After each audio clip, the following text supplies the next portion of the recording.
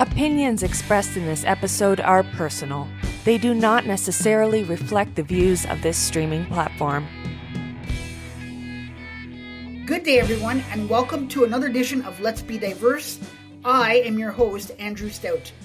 This episode is dedicated to all my loved ones who have supported me through this journey. It's well known in today's workforce, successful companies are customer-based. It is not a bad thing, but they are customer-based. They are focused on the needs, wants, and motivations of their consumers to build the loyalty to drive profit.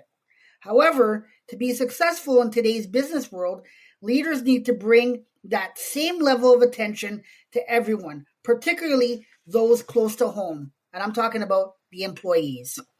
It's time that companies pair their passion for consumer engagement with a focus on the needs, wants, and motivations of their employees. Today's topic is purpose-driven work, and my guest today is Katherine Ericksen. Katherine Ericksen has been in the recruitment HR industry for over 20 years. She has spent time working in corporate recruitment and HR for various organizations in the IT consulting space and automotive retail in the U.S.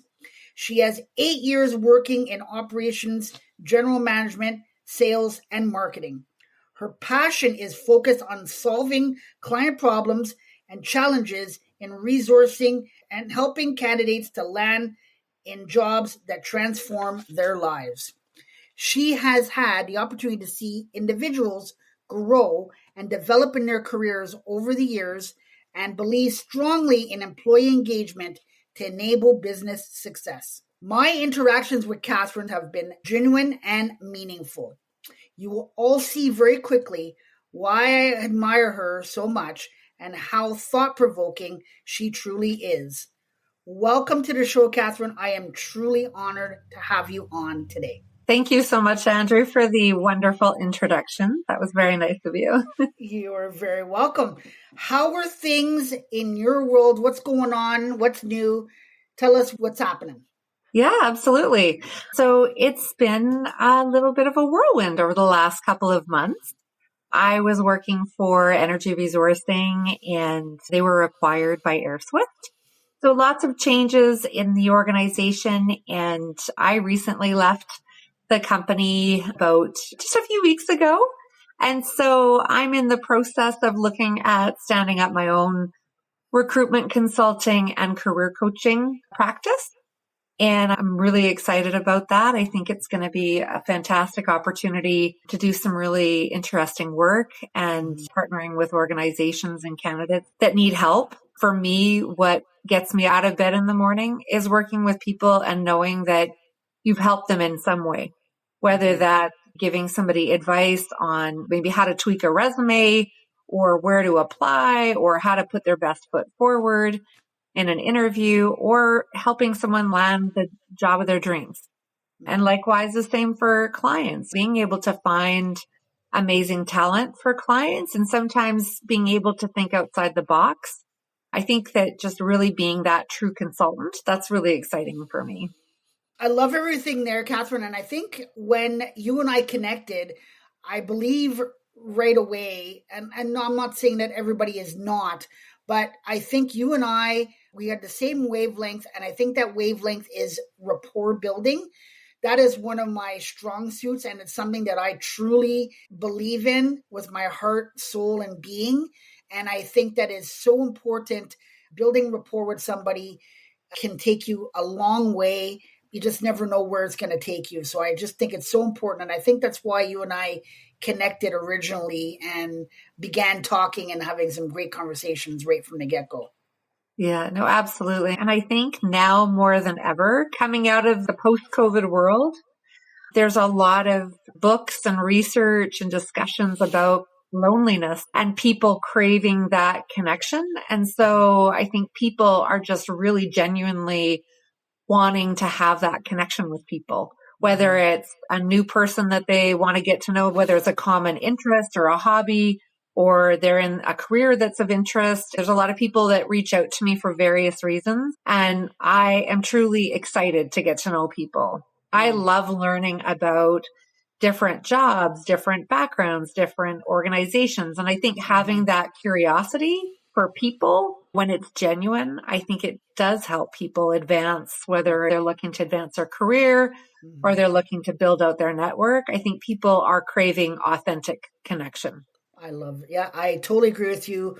I am all with you on that, and something that I lived by and something that I will continue to live by. And I think that the people that are not doing it, you definitely should rethink your thoughts on it and definitely start to do it for sure. I'm glad to hear that things are going well for you. Congratulations on your new venture.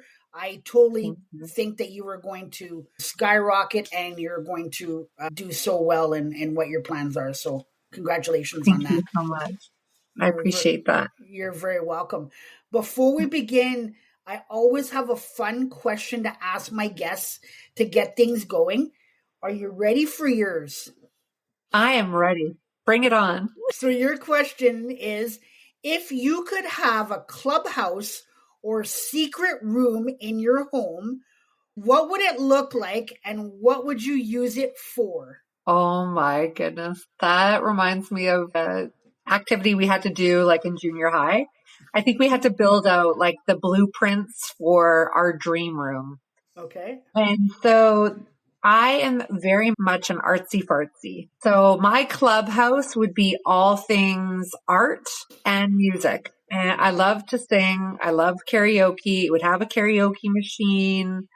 It would have a really cool lounge area. I like to mix drinks. So there'd be like a little cocktail spot, like mid-century modern. Think like Austin Powers. That's what my clubhouse would be. That sounds amazing. I think that sounds like a place that I think a lot of people would probably want to hang out.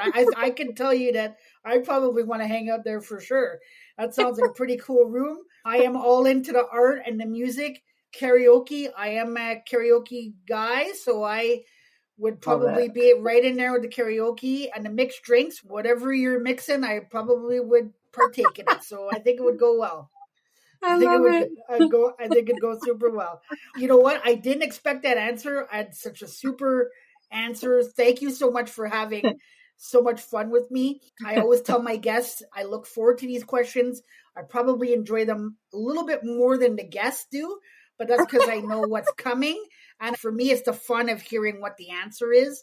Obviously, there's never any wrong or right answer. It's just what the guest can come up with. So I just love that.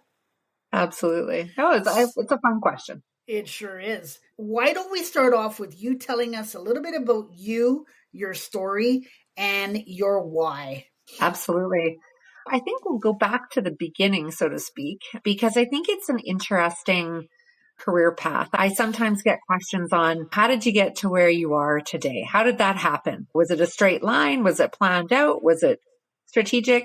And the honest answer is it was not strategic. I am very grateful for falling into recruitment, like I think a lot of our colleagues have.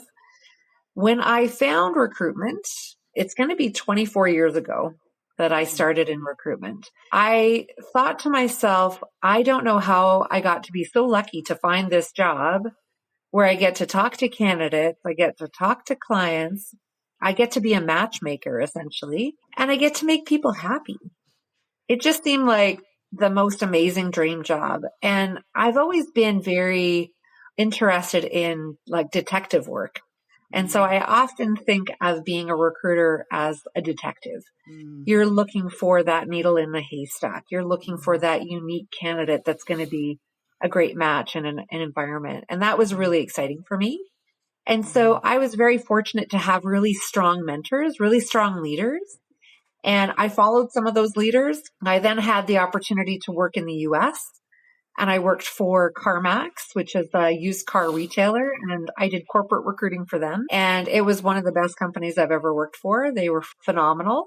And when you talk about employee engagement, they were amazing. People bought in at all levels of the organization. And they're a Fortune 500 company, very successful company today. And I worked for them back in 2005. So it's going back a ways. But it was a great opportunity to be exposed to what does a good culture look like and how did they do that and how do they keep people engaged. I then moved back to Calgary and I had an opportunity to do some HR generalist work. which exposed me to other learnings in the IT space. So I worked for a few different IT consulting companies. I then decided to go back into the recruitment agency world, where I worked for a few years and then got promoted into a team leadership role. From there, I decided I wanted to try my hand back at corporate again, but in oil and gas. So I worked for an oil and gas company for a year and then ultimately decided, you know what, I really like working in the agency world because of the variety, the challenge. You get to talk to different clients every day and you learn so much about industries that you didn't even know existed. Mm-hmm. So I think for me, what I've really loved along the way is the ongoing learning and opportunity to be just challenged. And so when I joined energy resourcing back in 2015, it was an interesting time because the market was very quiet and it was myself and one other person. And we were there trying to get the company turned around and ramped up and hire people. And we eventually had a team of 12 at one point in Canada. And it was a really exciting time. It was a lot of fun to try and grow something, turn things around, improve the reputation. But I think one of the things that I'm most proud of is the growth that I saw my colleagues have in that company and the opportunities that they had to take on different things that maybe in some larger companies they wouldn't have had those opportunities. So that was really rewarding for me. I had the opportunity to do everything from operations to overseeing a P&L, overseeing the leadership side of things, business development, marketing. So I got to wear all the hats and I really like that. And I think that's why I'm really excited about the entrepreneurial venture to have sort of my own baby, if you will, and be able to kind of mold that in my own vision. So yeah, that's a little bit about my background and my history from a work perspective. So much to pack into here. It does sound like you worked with some pretty good companies. I loved when you said, what does a good company look like? And I love that because I feel like there's a lot of people that I'm talking to that are asking those questions to themselves so that they could figure out what they're looking for. And I'd never seen that before, but I'm seeing it more than ever from people looking to get into whatever job that they're trying to get into. So that's my first thing. The second thing is that detective work. So I had a conversation with somebody this week and they were in the music industry at one point, a traveling band, and her and her husband decided that they wanted to have children. So they decided to have a kid. And then after she had the kid, she said, I'm going to stay home for a year. And while she was staying home, she was trying to figure out what she wanted to do. So a friend of hers said, oh, there's this company that I work for. I think you'd be good at it. It'd be a sales job. So she said, okay, great. I'll check it out. So she ended up applying and she ended up getting into that company in sales. She's been there for about a year. And she just recently transitioned from the sales position into HR. So I said to her, that's pretty amazing how adaptable you were. And the fact that you were able to take a career that you started and transitioned into the jobs that you were doing. So she says, well, what do you mean? So I said, first of all, you took what you learned from your entertainment world. So the first thing that I could tell you is that you probably don't realize, but I said, when you think of an entertainer, you think of somebody who has to be on all the time. When you get into sales, you got to be on with your customers all the time.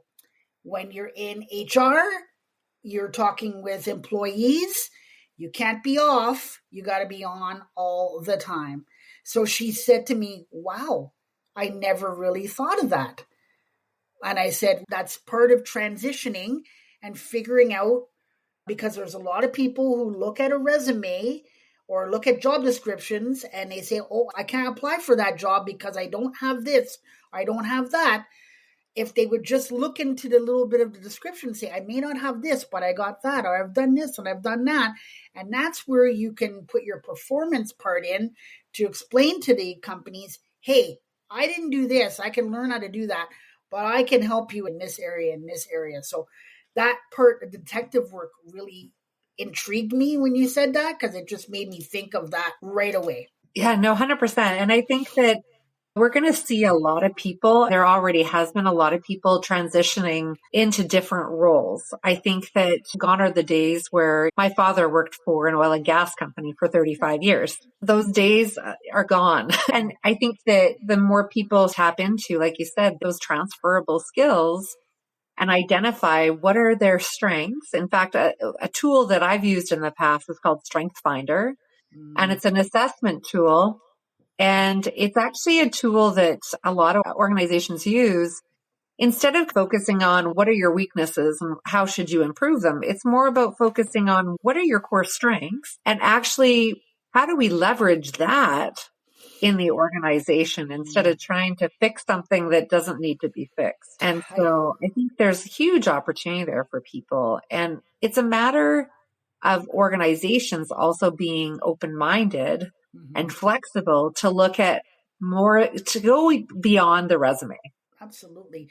More looking at the soft skills, and we can look at the hard skills, but I think organizations need to be looking a little bit more at the soft skills and saying we could take that person who's authentic and empowering and compassionate, and we can take them and we can train them to do the job. But you can still train somebody to be authentic and empowering. But the best way for me to explain is if you're a hockey player, you're a certain type of hockey player. And if you are a guy that they say is you're a goal scorer because you have good hands, you can't teach that. Someone has good hands, they can score. Someone who doesn't have good hands, they're more of a checker or a penalty killer or what have you. So that would probably be the best way that I could. Oh, absolutely. And instead of responsibilities, making it more about what are the core competencies that someone needs to have to be successful in the role, because companies that are successful, they typically hire for attitude and they train the skills. Obviously, there are certain roles that you need to have the certifications and the experience. But for roles where you can transition into opportunities from a non-traditional background, I think that's what companies are going to need to start looking at in order to hire talent, in order to find people.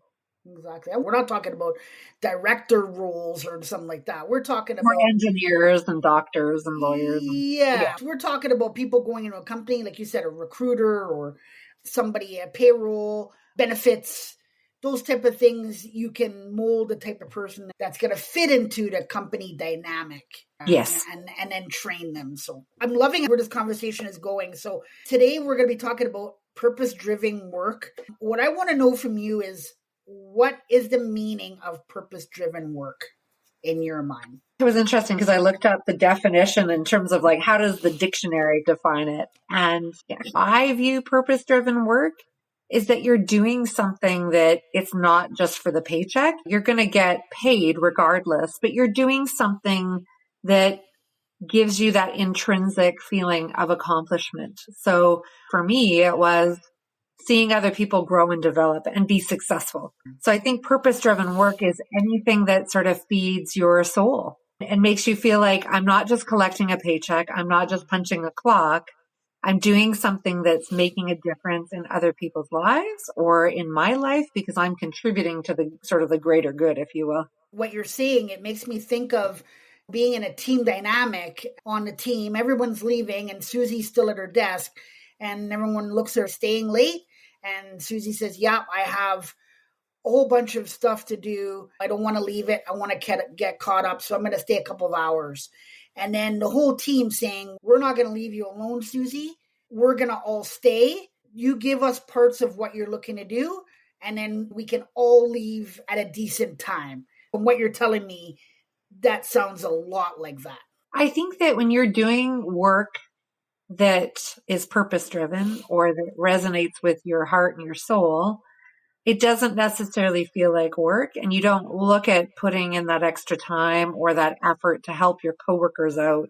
Mm-hmm. It doesn't feel like extra effort. You do it because that's the right thing to do. Mm-hmm. And it's more than a job. Like I said, you're not just punching a clock, but it's something that is part of your identity. So how do leaders ensure that organizations are purpose-driven? So I think one of the things that we did at Energy Resourcing and AirSwift does as well is they're very focused on values and using values as a foundation of everything that you do. If you align yourself with the values of the organization and they speak to who you are, then I think that when you're in a difficult situation and you're faced with making a difficult decision or you're in a conflict situation, if you remember those values and you always hold yourself true to those values, then I think that you're going to act in accordance. So I think it helps to establish a baseline of how do we treat each other as humans in the organization? What is that foundation? What's it built on? So I think starting with values is really important, but it has to be something more than here are our values. See ya. It can't just be something on the wall. It has to be something that you live. And one of the things that I thought Energy Resourcing did a great job of is every month there was a peer recognition call. And colleagues recognized each other for living the values. And what are the values and what did they do and how did they go above and beyond? And so I think that creates a whole different level of engagement because now I'm getting recognized more than just from my immediate supervisor, but my peers are recognizing me for the work that I'm doing and the impact that I'm making in the company. And there's a lot of statistics around recognition and how it's super important and really recognizing your employees. I think that's massive. And then the other piece of it around the purpose-driven work, I think it's so unique to each person in the organization. But I think it's about giving people the opportunity to get involved. So if there's an opportunity to do a volunteer day, or if there's certain organizations that people are passionate about, how can they get involved or support those organizations through the work that they're doing? And how can they connect those dots together? I love when you said the values. I feel like there's a lot of organizations that I can think back of times where the big thing was we have to have mission, visions, and values on our site. We have to have those. And right. I love that you said that because you can have all the mission, vision, and values that you have on a website, but if you really don't abide by those mission, vision, and values, there's a huge issue. If it's just there for show, then I think there's a big issue there. So I think when we're talking about mission, vision, values, the communication factor has to come into play there. And if you were believer of what your values and missions and visions are at a company, you have to communicate those mission, visions, and values in a true belief to show that you believe and abide by those mission, vision, and values. Absolutely. And I think the other piece of it, it has to be at every level of the organization. Mm-hmm. If leadership expects everyone else to live the values, leadership needs to demonstrate the values. They need to show that they are setting that example on a daily basis, and it needs to trickle down through all the levels of the organization. Otherwise, I think people feel that it's not authentic. For sure. So do you feel that the landscape is changing when it comes to driving employee engagement or purpose-driven work? I think there's massive changes happening in that space. I think a big part of it is people are returning to the office now. You've got companies some companies 100% in the office. Some companies are hybrid. Some companies are fully remote. I think organizations are still working through that. What does that look like? And there's still a lot of talk about people that are working remotely. I worked remotely for 3.5 years. And does that change the culture of the company? How do you retain the culture if you've got some folks working remotely, you've got some people in the office? So I think there's a lot of conversations that are happening right now around engagement and retention as well. I think that through COVID, there were some of my colleagues didn't like working remotely and they didn't do really well from a mental health perspective. Right. And all different perspectives on that. And yet there's some people that, like myself, I'm a good example. I decided to relocate to Penticton for a lifestyle change. And so I'm happy to be remote and have that flexibility, but it's not for everybody. So I think companies are having to really think about it's probably not a one size fits all solution for everybody. And yet I think companies are also trying to get people back to the office full time, partially because of, you think about real estate costs and the investment that companies are making to provide office space and all the costs that are associated with that. So it's not a straight answer solution for it. No, for sure. It's very complicated. Yeah. And I think too, with employee engagement, when it comes to that, I think that candidates more than ever before, we talked a little bit about it earlier, but they're looking for things like autonomy, purpose, inclusivity, collaboration, innovation, safe work environments, professional development. These are things that are becoming more important to people more than ever. So that's going to drive the engagement. It's going to change the landscape, like you said. And because people are demanding so much more now, I feel like companies are having to do a little bit of a shift and try to figure that out. And you mentioned marketing before.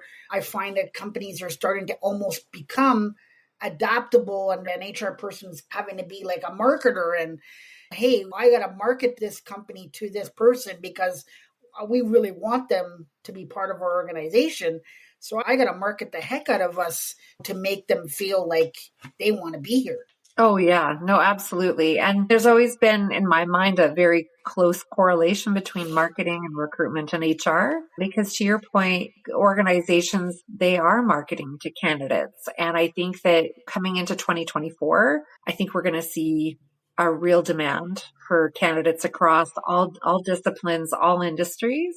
Mm-hmm. And organizations, not only do they need to be thinking about how they're marketing, but I think a big part of it is, what is that experience from the time that a recruiter interacts with them to booking interviews, to providing feedback, to meeting with the leaders of the organization? What's the interview style? How many interviews are happening? That was something that I found this year very interesting. We had a lot of clients that were conducting sometimes 3, 4, 5 interviews, and then they were losing candidates because they were disengaged in the process and they felt that it reflected poorly on the organization. Yeah. Yeah. And so I think that there is a lot that companies have to be thinking about from the front end to attract the talent, to get them into the door. But I think even more importantly, is how are they treating these candidates as they go through the process? How quickly are they moving? Is it a well-organized, executed process? And what is the communication like with all levels of the organization? Is that consistent? Is it inconsistent? Are the values coming through? Are they aligned with the values? So I think it's going to be challenging for companies for sure. Yeah, I totally agree with you on all of that for sure. So what do you think the future is for purpose-driven work when it comes to organizations? I think we're going to see so much more diversity because, to your point, there's so much that people are looking for. And I think part of it plays into the generations. When you think about what's the up and coming generation, like millennials, and then what is the generation before millennial? I should know this. It'll come to me, but tip of my tongue. All of that to say, the upcoming generation, the 20 to 25 range, they are looking for something different than our generation and the boomer generation. And I think that we have to be really mindful of that again, it's not a one size fits all, but I think really being clear about what are the values of the company and then aligning that with opportunities for people to get involved, to get engaged. And not only from a social responsibility perspective, but also, what is engaging work? What does that look like? And for some people, they want autonomy, but some people don't. So it's really, I think, identifying people that are maybe like your high potentials, folks that want to go into leadership, really thinking about what opportunities are companies giving to those folks that want to go up the ranks, that want to grow and develop. Do they have an in-house leadership program? Are they developing their leaders? Is there access to things like coaches for some of the C-suite folks, people that are already at that leadership level? So things like that, I think, are becoming increasingly more popular. But I think it's just really doing a scan of the organization and saying, okay, where do we want to go if we want to grow? There's a lot of stats around the fact that It's proven that diverse and engaged organizations with employees that are really happy and content, their profitability skyrockets. There's a correlation there. So there is a business reason to invest in employees and making sure that they're happy and engaged. And I think that it's a multifaceted issue, if you will. I don't think that again, it's not a one size fits all. There's going to be so many different things that I think companies need to start looking at. The flexibility part, I think, is still something that companies have to think about. There might be concessions to be made. For example, I think about IT software developers, folks that are tech folks that are on their computers. They don't necessarily need to be in an office. So looking at the roles and the competencies and how does that align with where do they need to work? Do they need to be in the office? The executive, the leadership team, the managers, they might want some of those folks more involved in the day-to-day operations. So they may not get as much flexibility per se, but maybe there's other things that they can offer them. Like I said, leadership coaching or development. Professional development is a big one.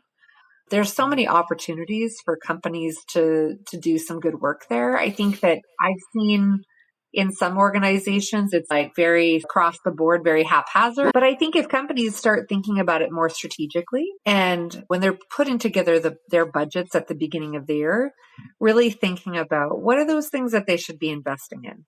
If they don't have a professional development budget set aside, maybe that's something they start thinking about. And stuff like that.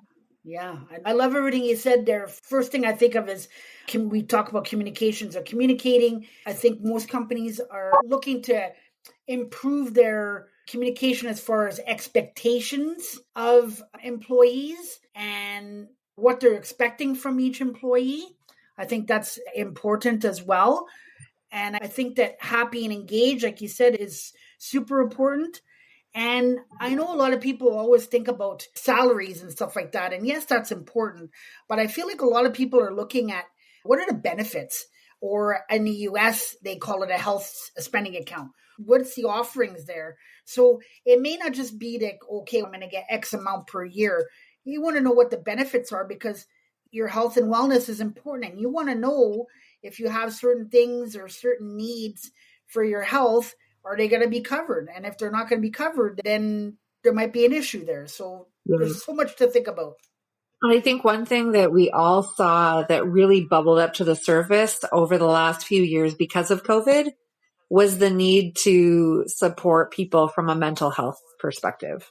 I think if anything that came out of COVID from a positive perspective was that in terms of organizations really stepping up and saying, we have to take care of our people. And it doesn't matter what we need to do. If someone's sick, what can we send them? I had lots of situations where I had colleagues that had sick spouses and we would send, food to the house. We would do grocery shopping and we would send things. And above and beyond what you'd think about in terms of the traditional sort of benefits, I think really just showing compassion and showing your employees that you care. And I think that mental health piece was a huge thing. So whether it means a lot of companies implemented mental health champions, I think that was a really great opportunity for people to feel like they had support, that they could go to someone within the organization if they needed to talk to somebody that would understand where they were coming from, if it was work related, especially. If you could choose one word to describe yourself, what word would that be? So I thought about this. It's the one thing I put some thought to before. I wanted to be spontaneous in our conversation. The first word that came to mind was spark. And I think spark resonated with me because I get really energized when it comes to people and being that conduit, whether it's making connections or making introductions. I've been told that I'm a very high energy, engaging person. So I just thought of spark. That's what stood out to me. That's perfect. That is a good word for you. I definitely agree with that. And I agree with the fact that you are energized for the people. We talked about it earlier, that you just light up when you're meeting somebody for the first time or you're talking to them, you could just see it in your smile. And I could also hear it in your voice over the phone. You could just tell with you that you are just energized when you're talking to somebody and having an engaging conversation. You just tell you're enjoying it and you're just taking it all in. Thank you. I definitely would agree with you on that word. Any final thoughts today, Katherine? I just think that there's a massive opportunity for companies and for employees to really come together and be creative and think outside the box when it comes to creating that excitement and engagement within an organization. I had the absolute privilege of working with amazing people over the last almost 9 years.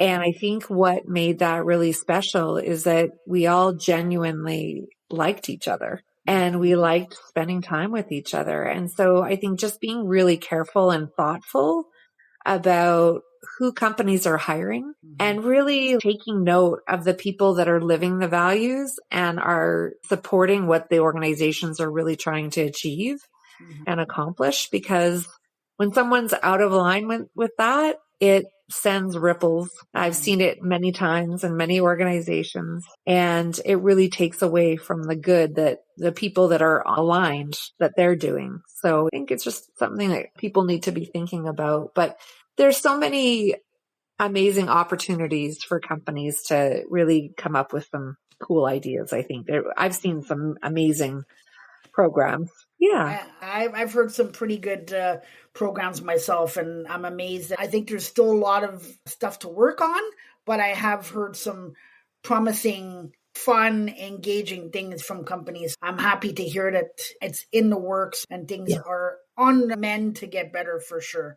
I wanted to take the time to thank you for coming on today. I really enjoyed this conversation. I thought it was so fun and engaging. And like I just said a few minutes ago, I just love your compassion and energy and just the words that come out of your mouth. And I could just hear the sympathy and fun and love that you have for what you do. And I appreciate you taking the time not only to come on today, but having that first conversation with me and continuing to have those conversations with me. I have thoroughly enjoyed them. I look forward to further conversations with you down the road as well on this podcast. I think you are a remarkable individual, and I truly wanted to thank you for coming on today. Oh, thank you so much. It's been an absolute joy and pleasure, and I've really enjoyed the conversation and would love to be on a future podcast. Absolutely. I look forward to keeping in touch. Absolutely.